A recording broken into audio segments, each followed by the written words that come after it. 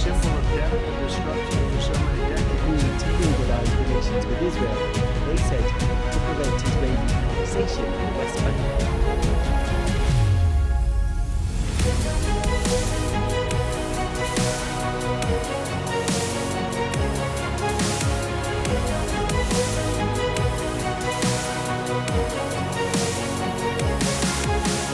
맛을 보신 분은요, 좀 죄송한 말씀입니다. 괴물이 돼요. 하나님 자신이 갖고 계시는 베드로가 칭찬받았던 자기가 권력이 많다 해도 그 권력을 시신들을 유골들을 이스라엘에서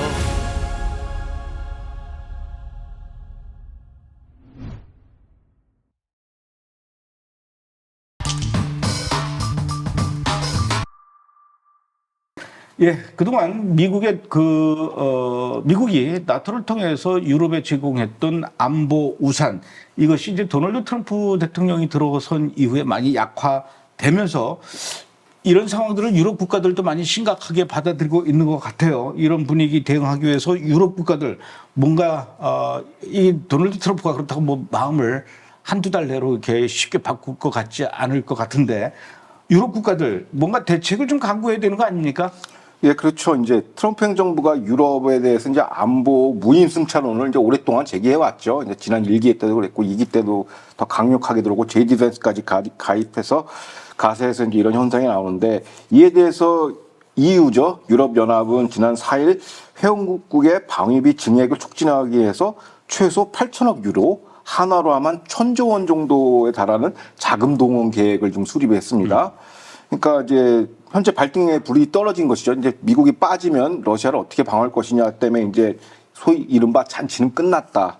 유럽 자각론에 모멘텀이 붙고 있는데, 그러나 탈냉전 이후 30년 동안 군사력에 대한 정비가 없었어요. 왜냐하면 소련이 붕괴하고 나서 이제 이른바 피스 디비덴드라고 해서 이제 평화의 시대가 왔고, 사실상 미국이 나토를 어떻게 보면 60% 이상의 지출을 하면서 안보를 책임져 줬거든요. 그러니까 그 안보에 들어갈 예산을 갖다가 전부 다 이제 사회 쪽에다가 이제 소셜 엔지니어링이라고 그러죠. 뭐 LGBTQ, 기후 변화 뭐 이런 거에 대한 낭비를 했었어요. 그러다가 이제 미국이 뺀다고 하니까 뜨거 한 겁니다. 그런데 이제 30년 동안 아무것도 안 했는데 갑자기 뭐 돈 투입하면 될 것이냐? 안 된다라는 거죠. 왜냐하면 이미 방위산업 생태계는 이미 다 파괴가 됐습니다. 그게 무슨 얘기냐면, 또 3년 동안 그 우크라이나 전쟁 기존에 있었던 적재되어 있던 이제 무기고를 다 풀었거든요. 그것도 이제 다 디플리트 돼가지고 무기를 자체 아직 보충이 안 돼 있어요. 지금 다 비어 있는 상황이고, 그 전력 공백을 회복하기 지금 굉장히 힘들다는 게 일반적인 평가고, 그러면 왜 이제 유럽의 방위 산업 체제가 공동화되었냐?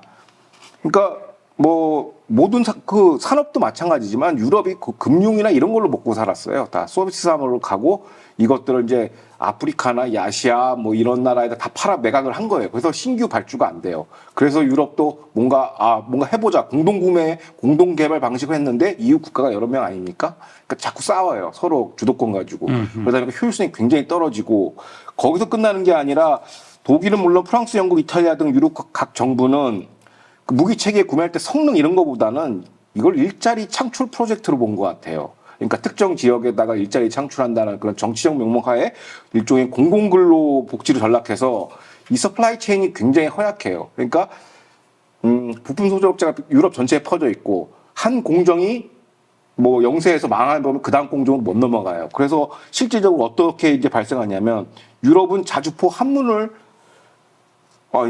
자주포 한 문이 아니라 유럽은 자주포 5문을 1년 안에 만들 수 있어요. 5개. 포대 5개를 이제 1년에 만들 수 있는데, 한국은 K9 자주포는 1년에 320문을 만들 수 있습니다. 아하. 이 정도로 격차가 나는 거예요. 그러니까 뭐 아무리 뭐 프랑스가 뭐 핵 같이 공동 뭐 개발 프로젝트 하더라도 이거에 대해서 이제 납기를 못 맞추는 거예요. 그러니까 그래서 K 방산도 그렇고 K 원전이 이제 인기가 있는 거 우리는 다 납기를 맞추거든요. 최대 물량으로. 그렇기 때문에 K방산이 인기가 있는 것인데, 그래서 이게 이미 생태계가 파괴됐기 때문에 이건 제도의 문제거든요. 돈의 문제가 아니라 제도의 문제예요. 이게 뭐 주 몇 시간 근무하냐도 관련 있는 겁니다. 그래서 이런 것 때문에 사회 전반을 다 뜯어 고쳐야지 해결할 수 있는 게 이런 방위사업 그 산업구조의 문제이지, 이게 돈 매푼은 아니지만 큰 돈을 한다고 해서 이게 해결될 문제는 아니다. 그래서 굉장히 저는 회의적으로 봅니다. 그러니까 그런 상황을 그동안 본인들도 뭐 알기는 알았겠지만 그렇게 심각성을 모르고 있다가 요번에 이제 도널드 트럼프 대통령 이 행정부가 들어서면서부터 이런 실체가 이제 다 드러나게 된 거예요. 그렇죠. 이런 비유가 맞을지 모르겠지만 아버지가 여러 명의 자녀들을 위해서 계속 현찮으니까 생활비를 대주고 막 그랬는데 어느 날 아버지가 나 이제 더 이상 생활비 니들한테 못 대주겠다 하니까 그러는 동안에 이 아이들이 생산성도 떨어지고 사회성 떨어지고 취업할 생각도 안 하고 막 지금 그러고 있다가 좀 느닷없이 지금 발등에 불 떨어진 이런 상황이죠. 그렇죠. 야, 이런 상황에서 영국의 어떤 언론 매체가 이제 이걸 극복하려면 유럽 국가들이 특히 영국이 이스라엘하고 방위 산업을 협력해야 하고 그러기 위해서는 이 전면적인 관계 재설정을 해야 한다 이렇게 주장을 했어요. 이런 보도를 했는데 관계 재설정을 이스라엘하고 관계 재설정해야 된다라는 거는 어떤 의미고 왜 유럽 국가들이 그 문제를 해결하기 위해서 이스라엘과 방위 산업 협력을 해야 된다라고 이야기를 하는 겁니까? 그러니까 여기서 가장 눈치 빠른 게 영국이죠. 그러니까 영국의 전 국방장관 그랜트 샤프트 장관이 이제 기고 칼럼을 쓴 겁니다. 영국 매체에다가. 그러니까 핵심이 뭐냐면 미국이 없는 상황에서 영국이 유럽의 그 동부 플랭크를 이제 방어를 해야 돼요. 러시아에서. 그러니까 이제 안보 공백이 생긴 거예요. 이걸 신속하게 메꿔야 돼요. 그러니까 딱 앞서 말씀드렸지만 산업 상태를 보니까 이거 하루아침에 안 돼요. 이건 솔직히 한 세대가 거쳐요.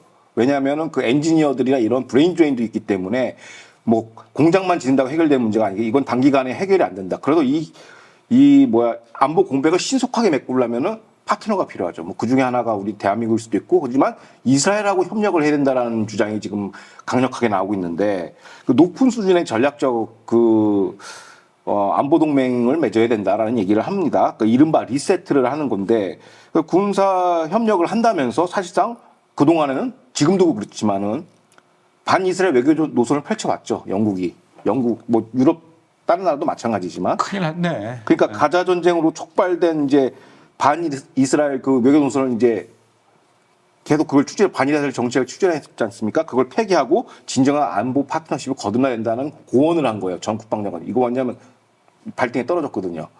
근데 이게 왜 그랬냐면 그동안은 이게 이제 미 바이든 행정부 혹은 그 전에 이제 미국 전략인데 미국이 앞서 말씀하신 것처럼 이제 슈거데리처럼 계속 돈질을 한 거예요, 미국이.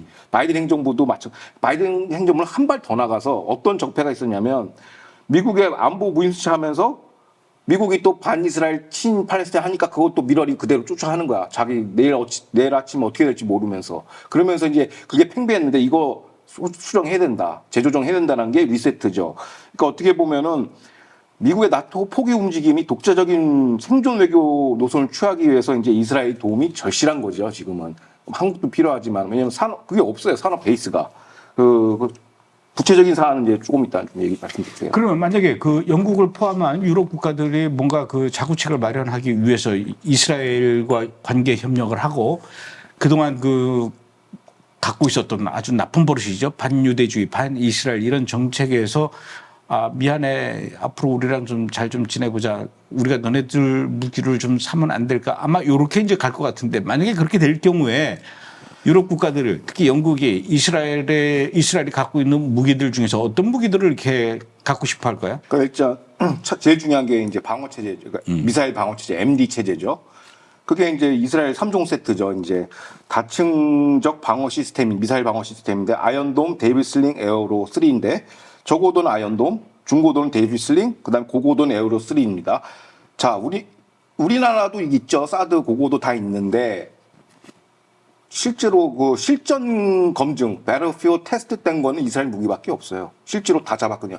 헤즈볼라 가자 전쟁을 치르면서 또 이란의 공격을 맞추면서 이스라엘 MD 체제가 실질적으로 현장에서 검증을 받았거든요. 그래서 90% 요격률이 있기 때문에 이걸 그냥 그 통으로 갖고 와야 돼요. 영국 통으로 갖고 와서 바로 뭐 성능 시험 걸칠 필요 없이 바로 배치해야 된다라는 게 이미 성능 테스트는 다 끝난 거니까. 그러니까 다른 방위 사업체는 뭐 설정해놓고 시뮬레이션해서 통과했다, 재원이 뛰어나다라고 하지만 이스라엘은 실전으로 바로 답을 내버렸죠. 그 사실상 뭐 이거 음모론이라고 해서 이제 네트냐후가 하마스를 간접 지원하는 거 아니냐라는 음모론이 있는데 그 음모론 중에 하나가 뭐냐면 하마스가 지금 이스라엘 방위 사업체를 그냥 논하게 터뜨리고 주고 있어요. 왜냐하면 전쟁으로서 보여줬거든요. 그 화면이 전 세계에 나왔어.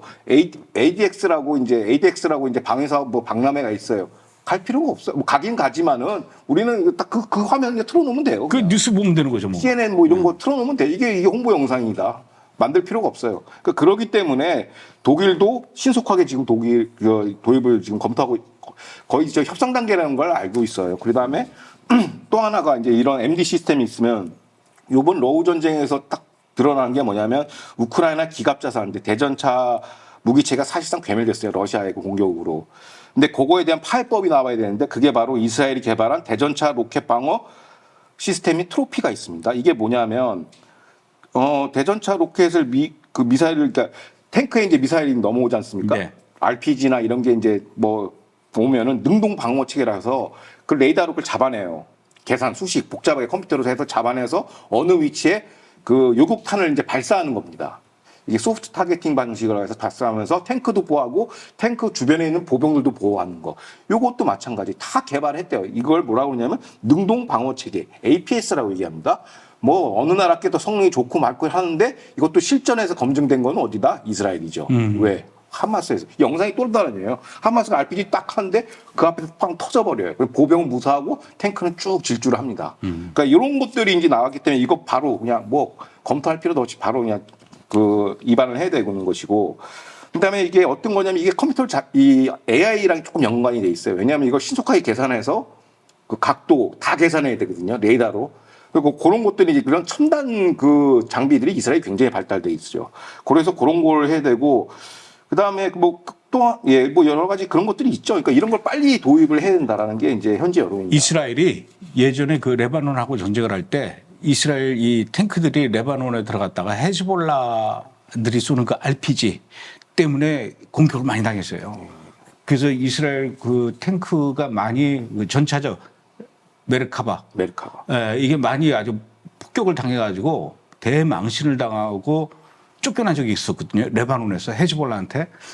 그 이후로 그야말로 이스라엘 군이 절치부심해서 만든 것이 이번에 이 트로피 능동 방어 시스템 요걸 만들었기 때문에 이거는 아주 지금 이스라엘이 내놓는 최고의 무기인데 조금 전에 말씀하셨던 것처럼 특히 이스라엘 같은 경우는 AI가 굉장히 많이 발달해 있단 말입니다. AI하고 무기하고 접목시키는 것도 또 이스라엘의 전매 특허예요. 아주 잘하고 있을 텐데 이것도 많이 팔려나갈 것 같아요. 그러니까 감독님이 말씀하신 것처럼 이제 헤즈볼라하고 그 하마스랑 엄청 많이 이게 교전을 치르다 보니까 거기서 집적이 되는 거예요, 데이터를. 그걸 반영해서 AI를 통해서 이제 러우 전쟁 이후로 핵심 테마가 뭐냐면 일반 그 지상 전에서 뭐가 동원되냐면 드론이 동원돼요. 드론 존설이. 근데 이거에 대한 파해법이 많이 나는데 이걸 AI를 통해서 많이 제거를 하는데요.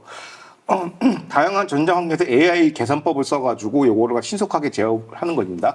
그러니까 지하 터널도 마찬가지고 장면만 딱 찍어가지고 어디에 뭐가 위치해 있다는 걸 AI로 계산해서 확실하게 추성 가상도로 그려서 작전을 수행할 수 있게끔 현장에서 바로 전투 지휘할 수 있도록 만든 것이고 또 요번에 러우 전쟁에서 알듯이 드론이 와가지고 막 공격을 하지 않습니까? 병사들을, 일반 보병들을. 우리 북한군도 많이 죽었지만. 그런 것처럼 그 드론이 굉장히 무서워요. 그 싸구려 드론이거든요. 근데 그런 거를 일반 보병도 소총으로 저격할 수 있게끔 만들었는데 이게 움직이는 물체를 쏘는 거는 그 웬만한 스나이퍼 훈련 받아도 힘들거든요. 근데 그걸 AI 조준경이죠, 사실상. 그 스코프를 다는 것이죠. 광학 조준기로 딱 타겟팅해서 잡으면 일반 보병도 드론을 제거할 수 있다. 그 이른바 러시아의 그 드론 그 전술 교리를 완전 파해법이 이제 이스라엘이 완전 개발한 겁니다. 그래서 요게 아마 신속하게 도입이 돼야 된다고 지금 영국 국방장관은 주장하고 있죠. 중국 군사력이 뭐 병력도 많고 무기도 많다라고 하지만 가장 이 중국 군인들의 그 이 단점이 실전 경험이 없다라는 거거든요. 그렇죠. 그런 측면에서 보면 이스라엘만큼 실전 경험이 많은 나라가 또 없어요. 그렇죠. 그리고 이제 현장에서 많이 사용해본 그런 임상 경험이라 그래야 됩니까? 이런 걸로는 뭐 이스라엘 무기가 뭐 타의 추종을 불허할 만큼 엄청난 그 뛰어난데 이런 무기들을 영국이 이스라엘로부터 수입해서 자기네들이 쓰려면 이제는 진짜 아까 말씀하셨던 것처럼 좀 영국도 좀 이스라엘에 대한 입장과 태도를 좀 바꿔서 이스라엘과 좀 공동 이 보조를 좀 맞추려는 노력을 해야 되지 않을까요? 그러니까 뭐 앞서 얘기한 것처럼 이제 그럼 어떻게 보면 이스라엘의 방위 사업 기술은 그 이스라엘 국민의 피죠. 그 전쟁 희생을 통해서 만드는 기술인데 이 굉장히 그러니까 가격으로 매길 수 없다고 전 봐요. 굉장히 그 고가의 안보 자산을 그냥 돈만 준다고 이게 판매할 수 있냐라는 거죠. 아, 그렇군요. 이게 일반 방위 시장도 방위 산업 시장도 무기 시장이 그래요. 이게 무슨 일반 뭐 공산품 무역 교육, 상품 교육처럼 뭐 조건만 맞으면 하는 게 아니라 이거는 상호 신뢰할 수 있는 안보 신뢰의 동맹이 있어야 돼요. 그래서 미국도 제한을 걸어놔야 특정 국가한테 무기 안 팔고 우리나라 같이 이제 등급이 높은 동맹국한테 무기 팔고 다 서로 그러거든요. 그러니까 무기 산업이 하나의 그 외교 전술 중에 하나예요. 그러니까 그런 것 때문에 그러면 이스라엘이 이 비싼 안보 자산을 이제 영국한테 판다, 유럽국한테 판다. 그러면 안보 신뢰가 있어야죠. 아까 얘기했던 것처럼 연장선에서 그럼 어떤 식으로 공동 보조를 하느냐. 영국이 해야 될 일이 이거예요.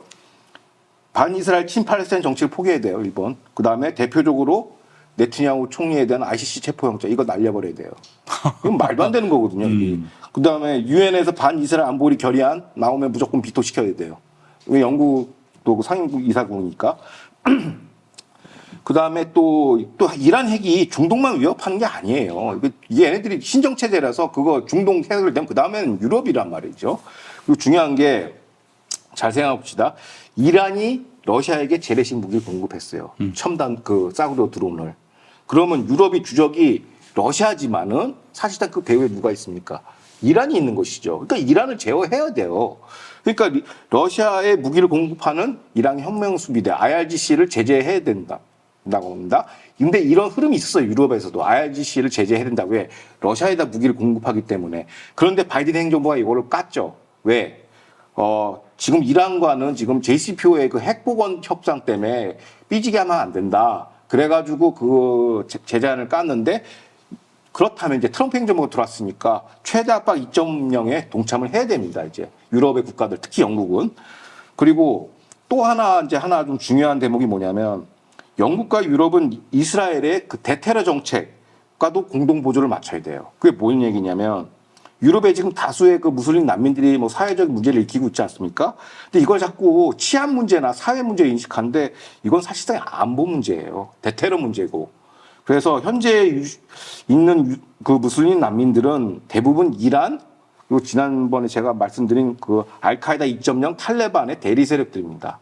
그러니까 무슨 얘기냐면은 이 테러 대리 세력이 이민 난민들을 통해서 현지에서 테러를 일으키려고 하는 거예요. 마치 가자 지구나 유대 사마리아에서 테러 일으키는 것처럼. 그러니까 순서가 이래요. 지난번에도 설명이 됐지만 아프간이 어떻게 보면 테러 허브 아닙니까?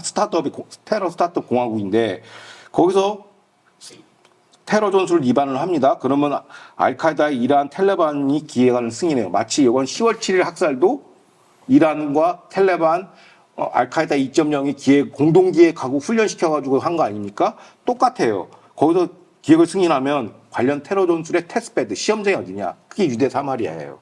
가자 지구예요. 이게 단순 사회 어떤 치안 문제가 아니라는 거죠. 대테러 문제라는 거죠.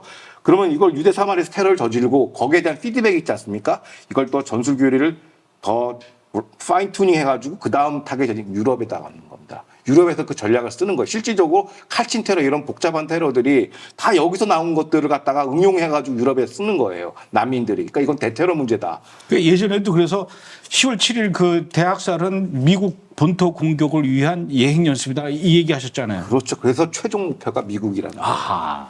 그러니까 순서죠. 유대 사마리아 가자에서 이제 시험하고 그 다음에 조금 유럽으로 갔다 그 다음에 미국으로 가는 미국 거예요. 간다. 그러니까 이거는 대테러 정책 차원의 문제에서 차이지 뭐 이민법 뭐 국내 이슈 찬반 이 문제가 아니란 말이죠. 그래서 이걸 이제 가장 효과적으로 일선에서 제압하는 건 이스라엘이죠. 그 이스라엘과 이 대테러 정책에 대해서 공동 보조, 그러니까 친팔레스타인, 친이란 정책을 폐기해야 된다라는 거고 첫 번째. 그 다음에 이스라엘이 모든 최신 대테러 전술 교육을 다 갖고 있어요. 또 감청 장비 이런 것까지 다 기술과 전술 교류가 결합이 된 그 퓨전 센터를 운영하기 때문에 이런 노하우를 영국이나 유럽 국가도 전수를 해야 된다. 그러려면은 이런 공동보조를 하려면 마찬가지로 외교적으로 일단 노선을 같이 해야 된다는 것이죠. 그러니까 이런 사회 안보 문제 전방위적 유럽의 어떻게 보면 운명은 죄송한 얘기지만 이스라엘과 미국은 이제 안녕 빠이빠이 했으니까 이스라엘 손에 달린 거예요. 그 이스라엘 비율을 맞춰줘야 된다는 얘기죠, 지금은. 그래요. 이 전쟁이 첨단 무기만 갖고 하는 거는 아니에요. 이 첨단 무기를 아무리 돈을 들여서 산다고, 사서, 보유한다고 해서 그게 다가 아니라 진짜 아까 말씀했던 것처럼 오랜 기간 동안 쌓았던 그 경험, 노하우 이런 것들도 이제 다 전수를 받고 그렇게 해야 되는데 그 무기를 그냥 돈만 준다고 해서 다 팔고 그런 게 아니라 이렇게 철저한 안보 신뢰가 뒷받침이 돼야 된다는 그렇죠. 거군요.